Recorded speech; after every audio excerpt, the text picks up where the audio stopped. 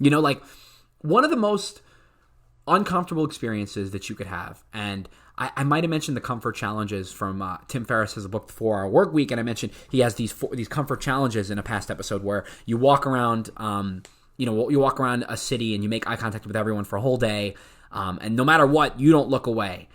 They need to look away first, and it's a way of enduring the uncomfortable, just to kind of force yourself to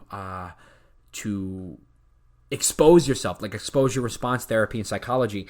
So one of the most uncomfortable things you can do is eating dinner at a restaurant by yourself. And I don't know if any of you have ever done this. It's incredibly uncomfortable.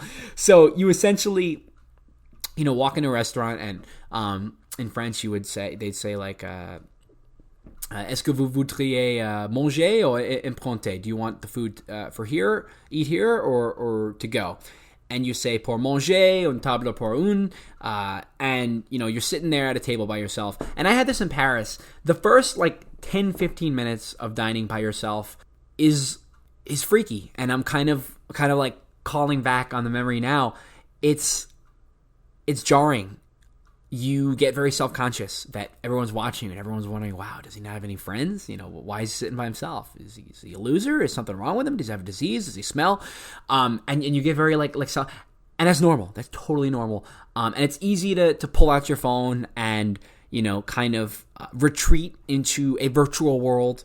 But what's harder is just kind of sitting there, smiling and observing your surroundings. Just confidently taking it in stride, and maybe making a conversation with your waiter. Or for me, I actually struck up a conversation with a wonderfully kind Frenchman. He's a grandfather named Henri, and this is so wholesome, but he was having I don't think he's listening.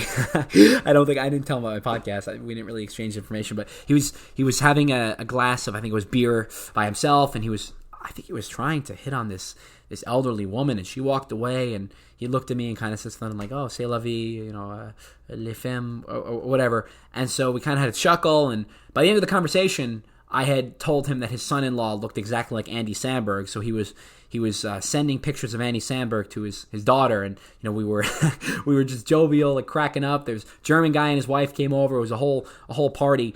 But the point is, the reason why I'm sharing this with you is that whole experience of going out to a restaurant by yourself and not having anyone to fall back on, and being vulnerable and naked and out in the open like a deer just waiting to be shot, was, first of all, it was humbling, but it built confidence. And I didn't just have that experience once. I mean, it happened a number of times on my trip. So traveling by yourself affords you the opportunity to build confidence to that degree.